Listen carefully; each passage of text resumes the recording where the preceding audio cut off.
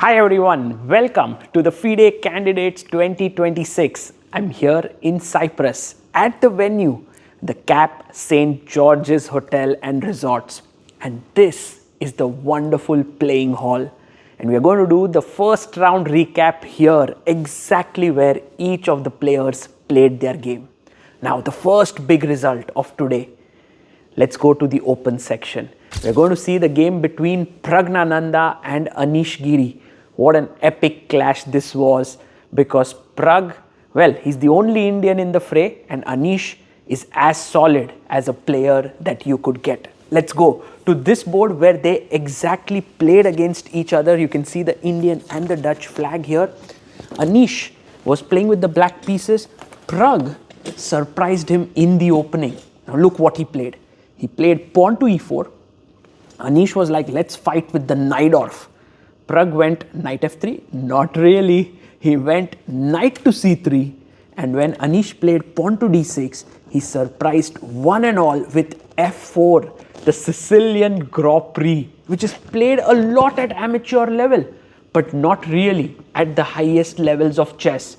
And Pragg said it was his second, Vaibhav Suri, who actually suggested him this opening. How did you decide to try this? Because Grand Prix is played generally at a much amateur level, or this opening is not that popular at super GM level. So how did you decide?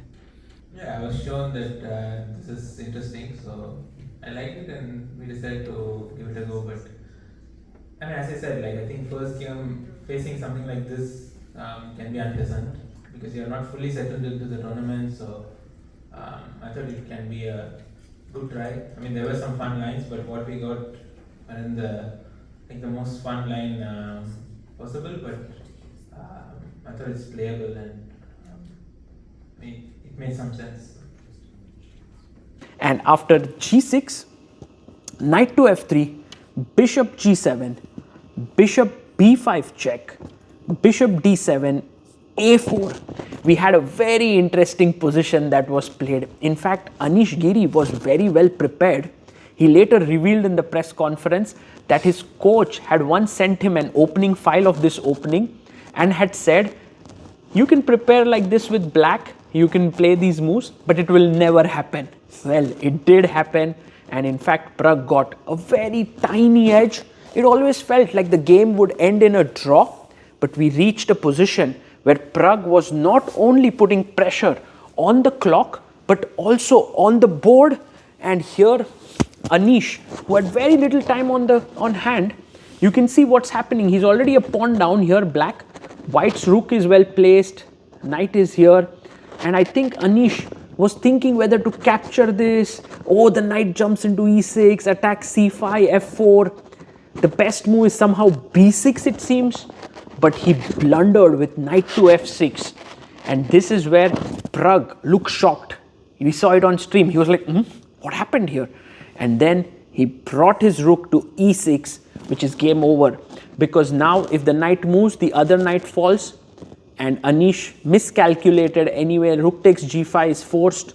And Pragg took here. If you take back the rook, then you lose your rook. So takes. Now the knight is hanging. So rook g4 if you move the rook away. So rook g4. Now h5, strong move. Knight jump to e5 and h6. The pawn is queening. Anish went for this endgame. But Pragg had it all under control with this final nice move, rook f6. He's simply going a5, rook b6, h6 pawn, bring your king up and win the game. And Pragg managed to win a beautiful game here. And what a start it is for Pragg, scoring first win in the first game, but that too against such a solid player like Anish. Let's go to another really crazy game. We're going to the board where the young Uzbek grandmaster Jawakhir Sindarov was playing against Andrei Esipenko, and the position is so crazy and wild. It's just insane what's happening. I think it took here. Sindarov is white, and he played the move bishop d1. And it was a big surprise to me that actually Esipenko gave up his very nice bishop here. Bishop takes f3, because after queen f3, in came the move bishop to b6, and there was this very, very interesting move, rook a6. This is typical Jahangir Sindarov. He creates a mess. Knight takes d4 was the idea of Esipenko. He's attacking the queen. If you take, he'll take back with the bishop. And then queen h5. What a move. What an amazing move this is. Because now if the bishop moves away, let's say bishop c5, rook takes h6 and it's already mate here. Can you see this bishop? And otherwise, in the game, he played the move queen c6. No, queen c6, just take here. So rook e5, he had to give up the exchange. Rook takes e5, and now played the move queen c6, and this is where it was all over, because b takes c4 was such a nice move.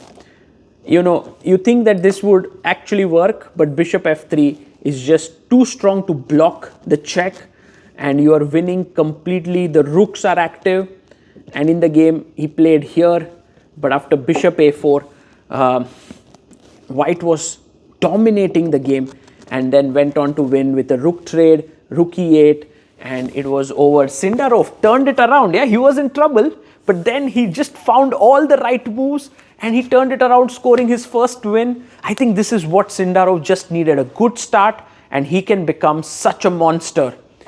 You know, 2 decisive games in the first round in the open section should be enough, but not really. There was a third decisive game, and this one is my favorite game of the day in a way, because it was between Fabiano Caruana and Hikaru Nakamura.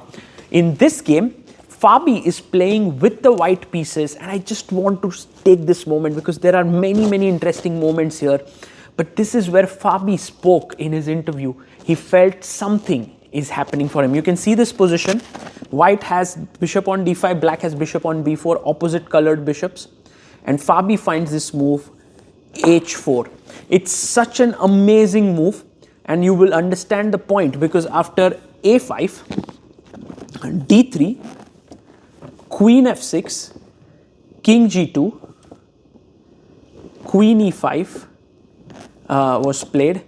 And the point here, I mean, we could go on for the moves, but the point is that what Fabi wants to do is go rook h1, push his pawn to h5, and essentially go rook h4 and rook f4 and attack here. It's just beautiful the way he did it. In fact, in the game, it happened much more easily. I think in some position like this, he got this, his rook was somewhere here, and then queen g5, queen d1, queen e7, Hikaru played this way, and then he got the move, bishop c6, rook moved, and rook e1, he got the file, so the rook got activated without having to do this maneuver. But overall, you could see that in this opposite colored bishop position, Fabi played so beautifully, and Hikaru has been a tough opponent for him, yet he managed to get a winning position. And then came this endgame, which Amruta actually saw it very closely. So I would love for Amruta to show us. Amruta, can you take us through what happened here? This was the position towards the end. They had made a lot of moves, like 80 moves and so on. And Fabi over here had a very classy move to kind of finish it off, which was g5. You know, you force him somewhere where a passer is created, and beautifully not to take, but king f5, and the pawn is queening. So this was a very nice move over here, which Fabi missed, and he went king d5, which also looked pretty nice. But Naka found bishop h4, you know, blocking this. And after f6, gf6, Fabi went e6, and actually Naka had come so close to a draw because he had to find king c7, stopping king c6. Most likely he rejected this because he thought anyway the queen is happening and then the king is entering over here, but he may have missed a move like f5, going bishop d8 idea, supporting this. You cannot capture because takes, and this is then gone. So in this situation, Over here, takes check, king e7 was played, and then after king c6 takes, king b6 was played, and this is actually lost because the pawn is just going to be queening here. So amazing play by Fabi. Wow. So that was a very important win for Caruana there. And so with this, there were 3 wins. We had Caruana, Sindarov and Pragg now leading the tournament. The game between Bluebaum and Wei ended in draws. So this is how the open section stands. In the women's section, it was much more peaceful. All the games ended in a draw. I just want to show you a couple of key moments. One from the game of Vaishali versus Bibisara, because Vaishali was under pressure in this game and she managed to not only save herself, but because she was not just under pressure on the position but also on time. In this position, Bibisara with black should have played the move queen f8, and she is better clearly. She's pawn up with black, has 2 bishops and should most likely win, but she made a mistake with bishop d7, and this is exactly what Vaishali wanted. Knight takes d6 happened, attacking the rooks, and so here bishop takes d6 and rook takes was taken. Very beautiful way to actually equalize the game. Vaishali took here, b takes c6, bishop takes c6 and rook d8, with the game ending in a draw after takes and takes. It was opposite colored bishops and it was drawn. So Vaishali here ending today with actually a favorable result. And finally, Divya Deshmukh, her first game of the candidates ever. She was facing Anna Muzichuk, and Anna Muzichuk in this position, by the way, it was a Scotch opening, and here knight d5 was played by Anna, and she was like completely messing up the position, because if you take here, then the bishop is hanging. If you take the bishop, knight is hanging, and Divya should have taken knight takes d5. Very nice move, because if you take back, I take the bishop and then I take the pawn, and I'm completely better as white because my rook is coming here and this is weak.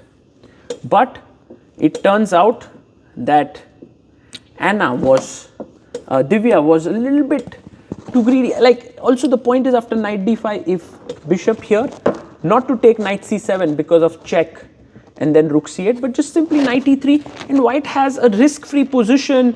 You know, black pawns are doubled. Should be very nice to play. But she played the move knight d5,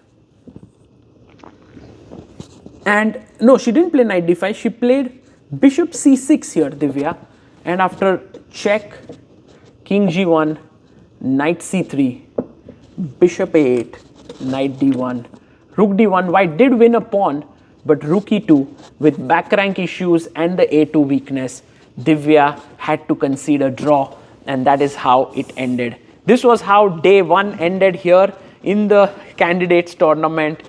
Look at this beautiful playing hall. I'm so amazed.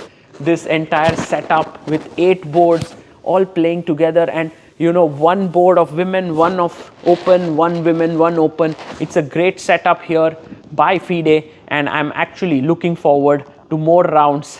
I hope you enjoyed this recap, and we'll be bringing this recap to you every single day. For now, this is Sagar Shah signing off. Bye bye.